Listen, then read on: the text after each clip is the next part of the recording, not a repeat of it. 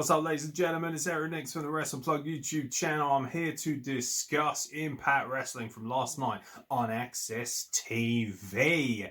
And just as a little heads up, we don't always offer constant positivity just because it pleases the masses. We give you an honest take here. Hopefully you enjoy it, hopefully you're entertained, but most importantly, we don't compromise who we are and our opinions. We give you what we believe is the truth and what we honestly think about a show, whether that upsets you or not. So keep that in mind as we talk about Impact Wrestling. Show opens with Kimberly versus Ty Valkyrie.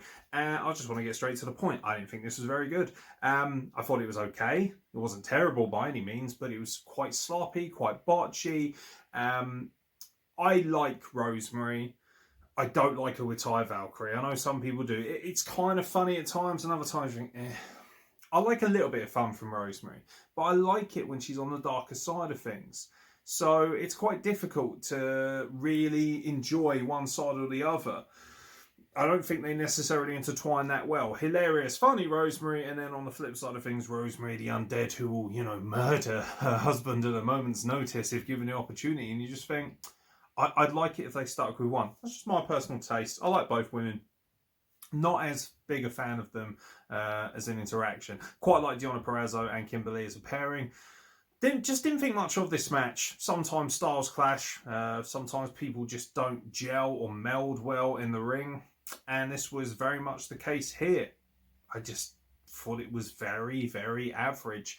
And when it came to the ending as well, the roll-up looked a little bit shady. Now, obviously, Susan comes down to interfere. She helps Deonna Purrazzo as they beat down Rosemary, and they kind of use her as a distraction so that Kimberly can get the win over Ty Valkyrie. A little bit of a surprise. Thought Ty Valkyrie would get a win, obviously, going into Hard to Kill. This was the go-home show. But yeah, like I say, okay at best. Thought it was quite botchy, thought it was quite sloppy, but at the same time, nice to see that women's wrestling can open a show just like it does on NXT. As I've said on several occasions, one of the big reasons I'm not as big a fan of AEW is because they just don't really respect women's wrestling that much or push their women's talent in the right way. All but that being said, Tainara Conti's wrestling tonight for the NWA Women's title. That's something that's always worth watching, of course, especially against Serena Deeb. But all in all, I'm just not a huge fan of this match. We got quite a bit of stuff in the middle. One of my big complaints, not so much complaints, maybe critiques would be a better word for Impact, is because it's taped, and they obviously tape so many in a row. I understand why. Obviously, it saves on a lot of money. It's easier to get things done. The problem with that is, of course, that it's very difficult to have a decent amount of continuity with other things that are running live, particularly as you're bringing in some of the AEW stuff to kind of counterculture with it. So what that means is they have to rely on a lot of backstage vignettes that have been taped, which don't necessarily correlate as well with the action that's going on. Case in point, Ethan Page. I love Ethan Page. Absolutely adore Ethan Page. Got all the time in the world to watch Ethan Page. But you don't get to see that much of him because a lot of his shenanigans are backstage stuff. So you don't really get to see a lot of him out there being hilarious as much. This is something obviously AEW and WWE can afford to do more. So I get that it's budgeting and obviously they operate on a tight budget. Less is more, that kind of thing. But at the same time, on the flip side of things, I'd just like to see a little bit more. On the flip side of that, however, they do have the opportunity, obviously, to hype up pay-per-view match. And of course, with Hard to Kill coming up this weekend, Saturday night, and obviously we'll be covering that. Look out for our predictions video, by the way, on YouTube. Make sure you like and subscribe and all that jazz. When it comes to building up match hype for pay-per-views, that's when they have an opportunity to really push things in the right direction. And of course, Sami Callihan cutting a fantastic promo on Eddie Edwards and vice versa, kind of like building to their barbed wire massacre match, which really looking forward to. Really excited about that. And to be honest, on the flip side of things, makes me a little bit more excited about what I saw last week because it means that there's more build towards that as opposed to it just being a bit of a rehash from the original rivalry that we saw, over a year ago now, I guess. Rohit Raju and Chris Bay. This is where the quality of wrestling obviously is going to pick up a little bit because these guys are so good at what they do. They tagged up to face Manic and Suicide. I do hear that Manic is TJP. Possibly. I wonder what gives it away. Possibly the fact they've got exactly the same tattoos and body build. still, it's fun, isn't it? It's a cheeky noise. It's kind of tongue-in-cheek, and everybody knows but them. I love how Rohit Raju is like kind of obsessed with this as well. He's like got this neurotic attitude of like, God damn it, I know it's you, you bastard. It's like, yes, as you should. Well done, mate. You're the last to know. But great match, fantastic, good wrestling. Really like the synchronicity. Actually, I was really impressed with Chris Bay and Rohit Raju's, like I say, synchronicity. Their ability to work together. They felt like almost a legitimate tag team, and that just comes down to the quality of wrestling. For me, Chris Bay stood out most in this match, simply because, well, not just because I'm a huge fan, but also because he's so talented. You know, he really is going to be a megastar in this business. But yeah, great match. The heels got the win. What I like about it is obviously we're building towards this kind of collision for the X Division Championship at Hard to Kill, and it was nice to see that Chris Bay kind of took it upon himself, kept his eyes on the prize, like Josh Matthews said. And I've got some words about Josh Matthews because, yeah, it's not all positive all the time, like I say. But I thought Chris Bay was excellent in this match. And obviously him getting a win cements him a little bit more. He's fastly becoming one of the most exciting talents and the backbone of what that X Division is. If you look back at TNA in the past, they always had a guy who could sit in the X Division, maybe it'd be a Chris Sabin, a Jerry Lynn, an AJ Styles, even a Sanjay Dutt, a guy who could sit in there and work so well with everyone around him and really be the cornerstone and the backbone of that division. And obviously in late years as well, we saw guys like Matt Sydal, even Brian Cage taking up that role quite nicely. And I think that Chris Bay is really starting to fit into that mold nicely. And that's not to say that he couldn't be a world champion, because I really believe he could be. And I really hope they give him the opportunity to flourish, because the great thing about X Division is they say it's not about weight limits, it's about no limits. And that's good, because at any point the X Division champion should be able to have the abilities to challenge for the World Heavyweight Championship. See, now Rich Swann, he's a former X Division champion, now he's their world champion and doing a fucking good job, might I add. But yeah, great match, great tag team match, great to sit in the middle of the show. Really gives us the best wrestling possible that we could ask for on a show like this. Cody Deaner versus Tommy Dreamer, not so much. So they're building to this 6-man tag at Hard to Kill. I don't care about this match, I'll be honest with you. Like I say, it's not a case of I don't like the guys in it. It's just such a mishmash. It hasn't been built well. It hasn't got much of a decent storyline. There's no real emotional attachment. The only real storyline coming into this is the fact they've broken up the Deaners, Cousin Jake and Cody, who, by the way, looks really good. Really like Cody's new look, like the bald head. If you take that away, there's not much going on here. So the match was nothing. I like Tommy Dreamer, right? Tommy Dreamer is no doubt one of the better and most well-known names. Definitely an ECW legend. Whether you want to call him a legend in terms of his entire wrestling career, it's very subjective at the end of the day, but not for my cup of tea. But he's definitely an ECW legend at least. And he's definitely, obviously, a well-known and household name of wrestling. But I don't want to see him wrestling at this point. He must be in his 50s. He's wrestling Cody Deaner, who, you know, is very much in the infancy of his new kind of heel persona alongside Eric Young. And then you've got all this stuff at ringside. So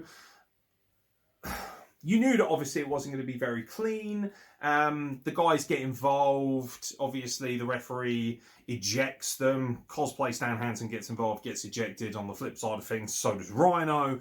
So that leaves, of course, Cousin Jake and Eric Young at ringside. Shenanigans once again. Match gets thrown out. Cousin Jake snaps, throws a leg sweep of sorts at Cody Deaner, slams him into the ring apron, which is great, but not really what you'd expect when you're talking about a family rivalry as such. And then it just turns into a schmoz again and the heels stand over the top. Eric Young, just a matter of 2 or 3 months ago, was the focal point of this company.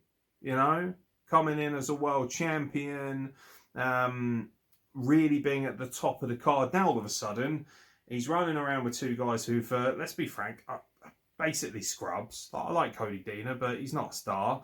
I don't get Joe Doring. You know, like I say, cosplay Stan Hansen. I don't think he's anything special whatsoever. Pretty boring, actually. All he is just a heavy. And hey, that's a good role, you know, especially if you're not the most charismatic type, which he doesn't seem to be, or at least we don't know he is yet, because we haven't really seen him bust his chops on the mic. But it just felt like filler that I didn't need. And I'm not really caring about their match at Hard to Kill either, as far as I'm concerned, because this is quite a big card as well. This really feels like a WrestleMania-worthy card, or a Slammiversary-style card, for lack of a better term. This feels like it's going to be one of their biggest pay-per-views. in terms of draw and also the quality of matches on the card. And this one, for me, you know, this is very much pre-show material. That's just how I see it. But nonetheless, you know, it's there. I like Cousin Jake. He's a bit of a unit. I'm looking forward to seeing what he can do if he's going to break himself out as a singles wrestler. But for now, not really interested in seeing a couple of ECW legends tag up with Cousin Jake to take on a schmoz of 3 random blokes. That's got no emotional investment for me whatsoever. Weirdly enough, we had this more backstage nonsense. We had this kind of weird tag team collision. Now, obviously, at Hard to Kill, we will crown the brand new, returning, so to speak, Knockouts tag team champions. Now, obviously, it's going to be Havoc and Nevaeh versus the incredible pairing, or at least for my money and my personal favourites, the incredible pairing, of course, of Kiera Hogan and Tasha Steelz. Now, I didn't mind this segment. It was cool. It was, I would have liked to have seen these women actually have an opportunity to wrestle personally, not just have this kind of little throwaway segment. And it was very weird as well because it kind of crossed over with Brian Myers is basically saying that, you know, he wanted an opportunity of sorts. Josh Alexander challenges him to a match. Not sure if that'll be at Hard to Kill or next week on Impact. Feel like Josh Alexander should be doing a lot more as well, to be honest. For me, Josh Alexander has all the tools, all the capability to be a world champion, especially in this company.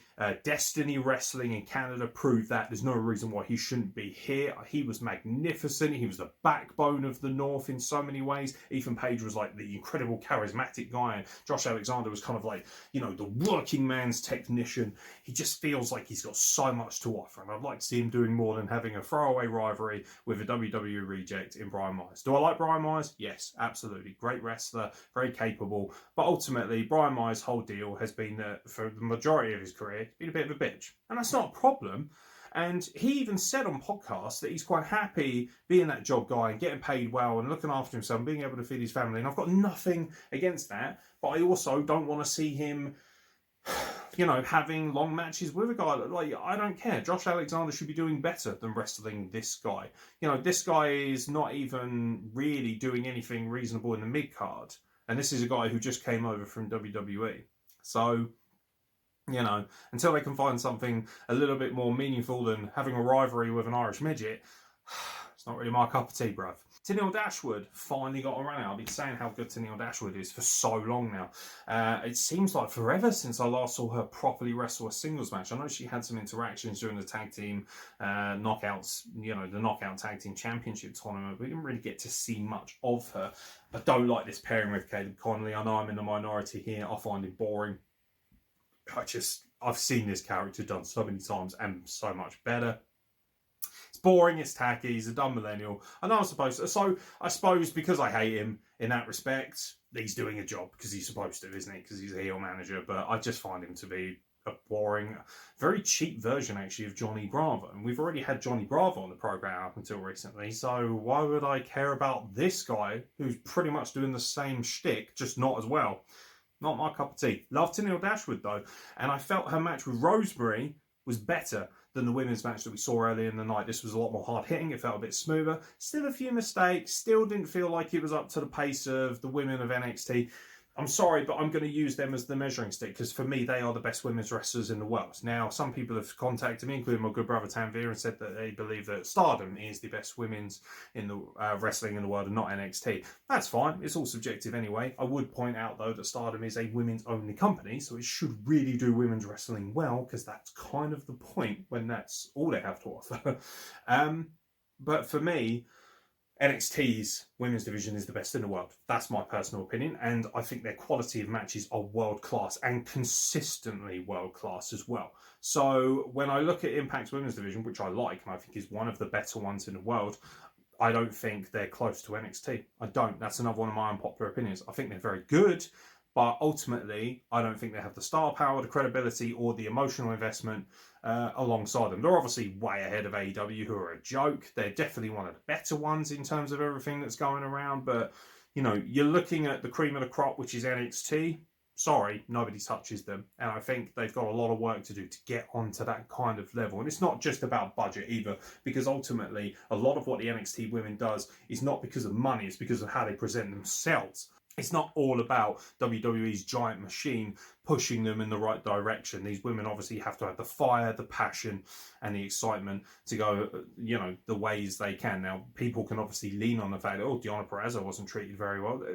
That's not necessarily the case. Some women just don't click in certain companies. Same with any wrestler. Some wrestlers just don't work in certain environments, and they do in others. Rich Swann didn't work in the WWE machine, but he worked magnificently on Impact. Same with Eric Young.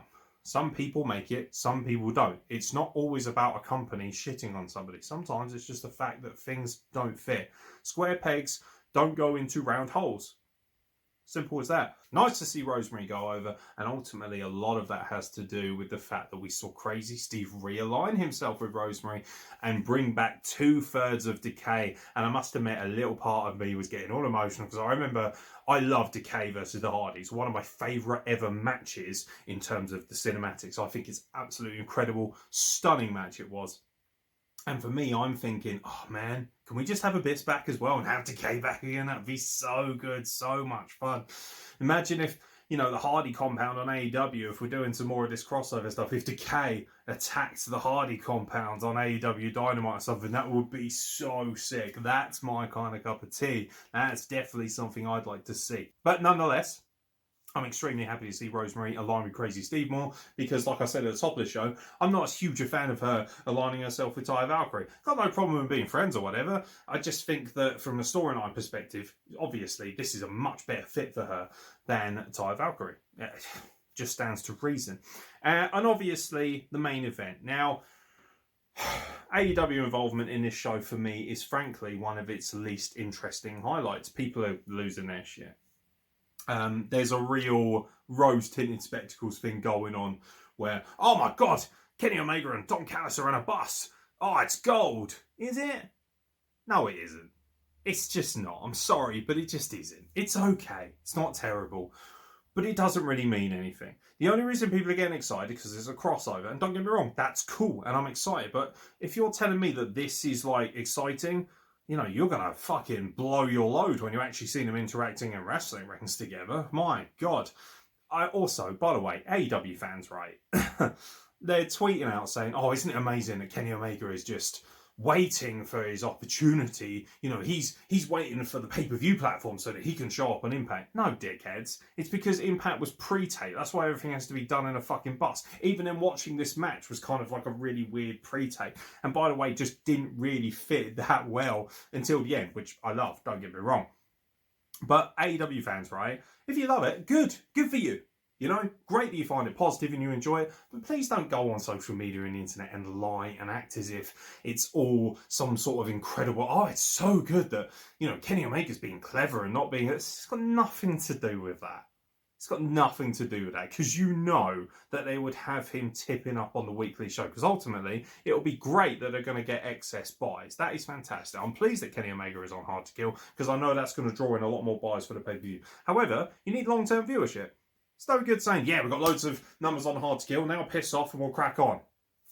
You need long-term investment in a weekly show.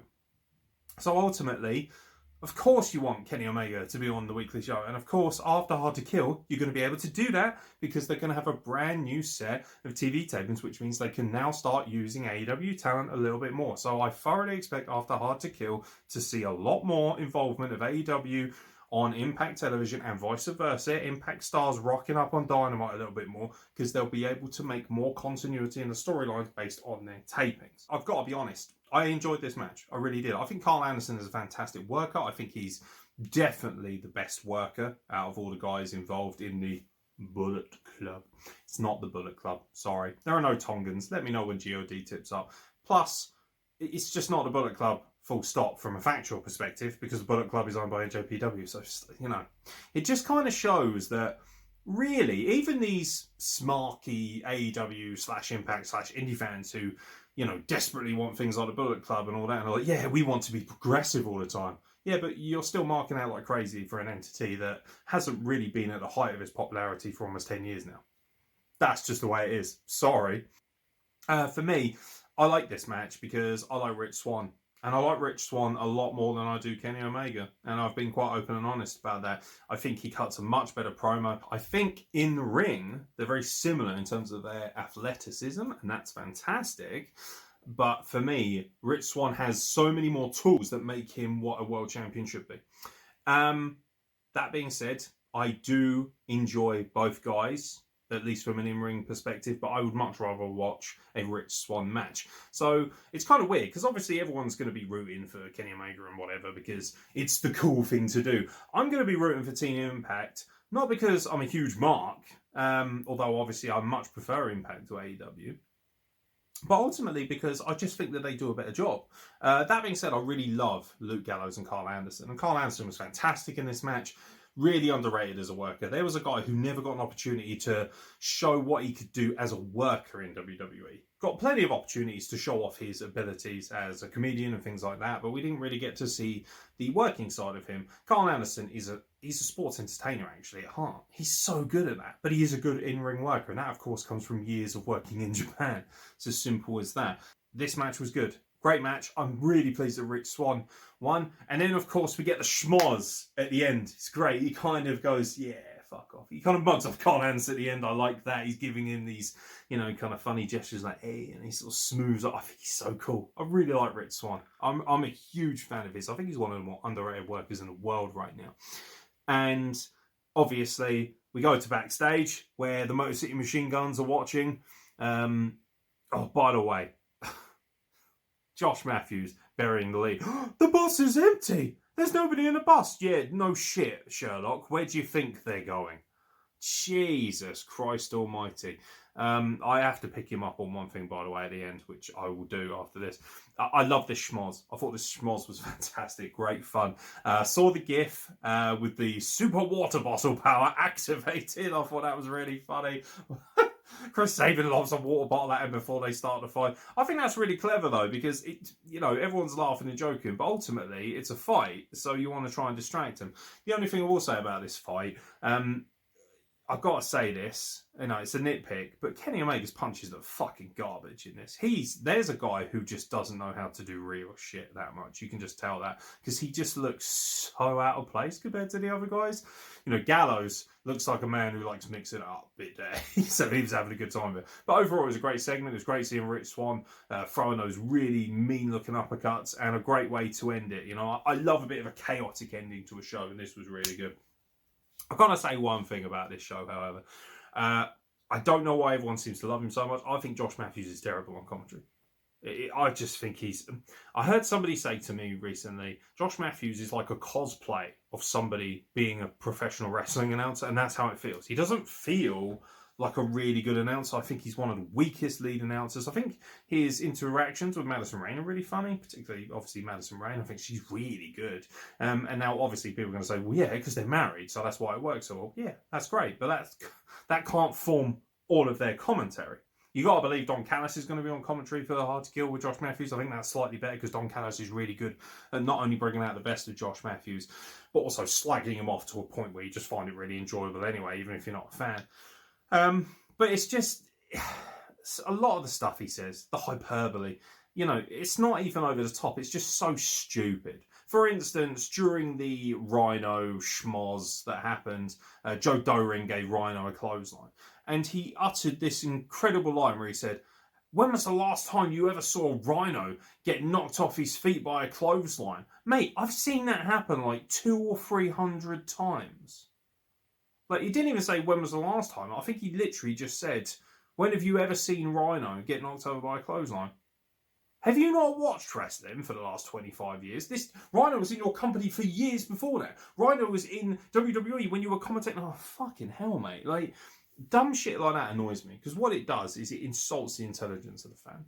But all in all, I've got to say, I enjoyed Impact a lot more than I did Raw. Not just because it's slightly shorter, but because I just felt like they gave me a lot more stuff that I wanted to see. Some decent women's wrestling. Not all of it was fantastic, to be fair, a bit botchy. I got to see some stars. I got to see the world champion wrestle, which I think is really important. It's very cool when your world champion wrestles, particularly in the main event against Carl Anderson. That's always going to intrigue me. Thought the tag team match was excellent. We got some good build to Hard to Kill. Not as much as I would have liked, however. Would have liked to see more from Callahan and Edwards this week as opposed to last last week. That's the problem with TV taping again. Got to keep doing those rotations. But all in all, thought it was an excellent show and very much looking forward to Hard to Kill.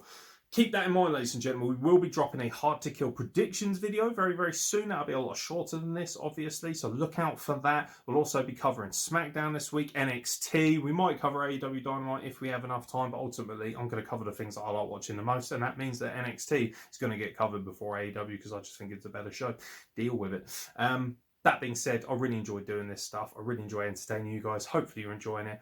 Most importantly, let me know what you think. Like, subscribe, comment. Let us know what you think of Impact. Do you think it's good? Do you think it's better for having Kenny Omega on the screen? Do you think that it can do just as fine without him? Me personally, I think the show hasn't really changed in terms of its overall credibility. Either way, keep in contact, interact, and most importantly, tell your friends, get us to 200 subscribers, and then we'll give away a t-shirt. Why not? Sounds like a good time, won't it? So once we get to 200 subscribers, we're going to give away a WrestlePlug t-shirt of your choice, and that can be delivered anywhere in the world because we sell our t-shirts on wrestleplug.bigcartel.com and prowrestlingtees.com/wrestleplug. And obviously, you can check out our designs and buy a t-shirt at any time if you do so wish. From myself, Aeron, thank you very much for watching, and we'll catch you very soon for more content from the WrestlePlug.